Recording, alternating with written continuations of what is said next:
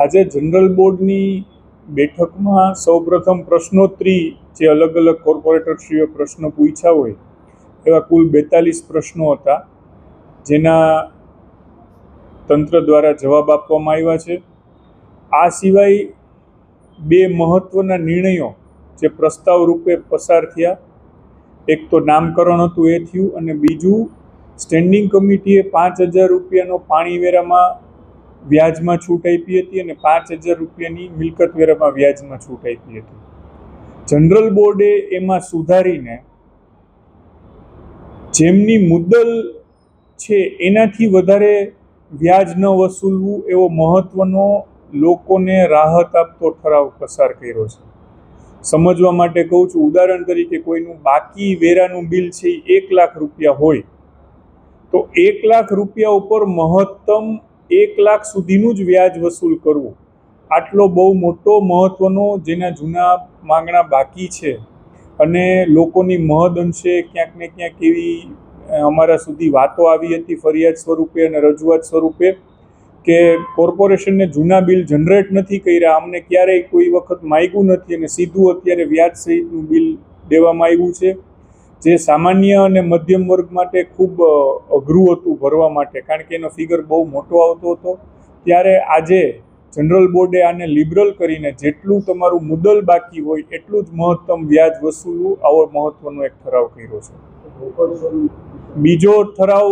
Market સમિતિનો જે અમને minutes મોકલવામાં આવી હતી,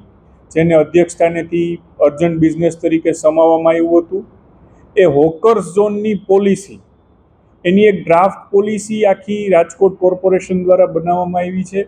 કે જેમાં અલગ અલગ વિસ્તારોમાં જે દર એકાદ દિવસે રવિવારી, જેને આપણે કહીએ છીએ સોમવારી મંગળવારીની જે બજારો ભરાતી હોય છે ને, જેને લીધે ટ્રાફિક ખૂબ ડિસ્ટર્બ થાય છે, એટલે લોકોને એમાં મુશ્કેલી થતી હોય છે. જેની સામે નાના ફેરિયાઓ છે કે જે રોજે રોજનું પોતાનું ગુજરાન ચલાવતા હોય છે, એનો પણ ધ્યાનમાં રાખીને કોર્પોરેશન દ્વારા પોતાના હસ્તકના ચારેય દિશામાં અને અલગ અલગ ઝોનમાં પ્લોટ આઈડેન્ટિફાઈ કરવામાં આવ્યા છે અને એની અંદર હવેથી આ બજારો ભરાશે. આ સિવાય રોડ ઉપર જે રેકડીઓની સમસ્યા હોય છે, જેને લીધે પણ ટ્રાફિક સમસ્યા બહુ મોટા અંશે સર્જાતી હોય છે, એ રોડને અમે આઈડેન્ટિફાઈ લગભગ 22-23 જેવા કર્યા છે અને લોકો પાસે સૂચનો માટે મૂક્યા છે કે આમાં વધારો કરવો છે કે ઘટાડો કરવો છે. એ રોડ આઈડેન્ટિફાઈ કર્યા છે કે જ્યાં હવેથી કડક ઝુંબેશ ચલાવવામાં આવશે ને એક પણ જાતની રેકડીઓને ઊભી રહેવા દેવામાં આવશે નહીં, અને એની સામે એમને હોકર ઝોનની નવી જગ્યાઓ પણ કોર્પોરેશન ફાળવશે. આ સિવાય જે ચકરડી નાના બાળકોને પેરેન્ટ્સ રિફ્રેશમેન્ટ માટે લઈ જતા હોય છે, એ પણ રાત્રે ગમે ત્યાં ઊભી રહેતી હોય છે. ખાસ કરીને રેસકોર્સ વિસ્તારમાં ચકરડીવાળાને પણ ગુજરાન ચલાવવાની મુશ્કેલી થતી હોય છે અને વીઆઈપી પ્લોટ છે એટલે એને હાલતા ખાલી કરાવવાનો હોય છે, અને પછી આડેધડ રાજકોટમાં ક્યાંક એ થાય છે. તો એનું નિયમન થાય, નાના બાળકોની સુરક્ષા જળવાય માટેના નિયમ અનુસારનું એનું ફૂટિંગ અને ફાઉન્ડિંગ થાય, અને એ પ્રમાણે કોર્પોરેશન એને પણ નિયમિત કરવાનું છે ને નિયમન કરવાનું છે ને એના પણ પ્લોટ્સ આઈડેન્ટિફાઈ કર્યા છે. આમ બહુઆયામી રીતે રાજકોટમાં સર્વગ્રાહી રીતે કદાચ સર્વપ્રથમવાર કહી શકાય એવી પોલિસી મૂકી છે,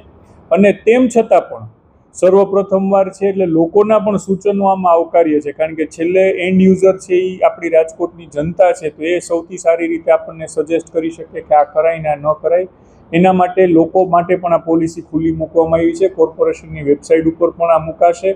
અને આપ સૌ મીડિયા કર્મીઓને પણ વિનંતી છે કે આ પોલિસીનો લોકોમાં બહોળો પ્રચાર થાય અને કંઈ સુધારા વધારાના અંતે તંત્રને પણ કંઈ સૂઝે તો આવતા જનરલ બોર્ડમાં અને ફાઇનલ મંજૂરી દેવામાં આવશે. ખાસ કરીને તમે અધિકારીઓને આ સૂચના આપી છે અને જવાબો અધૂરા આપે છે અથવા નથી આપતા,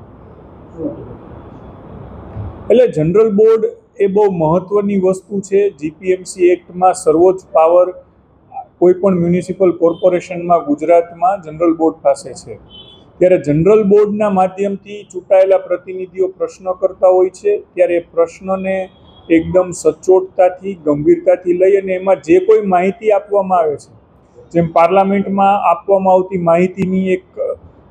મહત્વ હોય છે, મર્યાદા હોય છે કે એમાં ક્યારેય અતિશયોક્તિ ન હોઈ શકે, ક્યારેય એમાં ખોટું ન ચાલી શકે. માટે ક્યાંક ને ક્યાંક જનરલ બોર્ડમાં એવી રજૂઆત આવી હતી કે કોર્પોરેટરશ્રીઓને જે ખાતરી આપવામાં આવી છે એ પૂર્ણ નથી થઈ, માટે તંત્રને ટકોર કરેલી છે. ઓકે.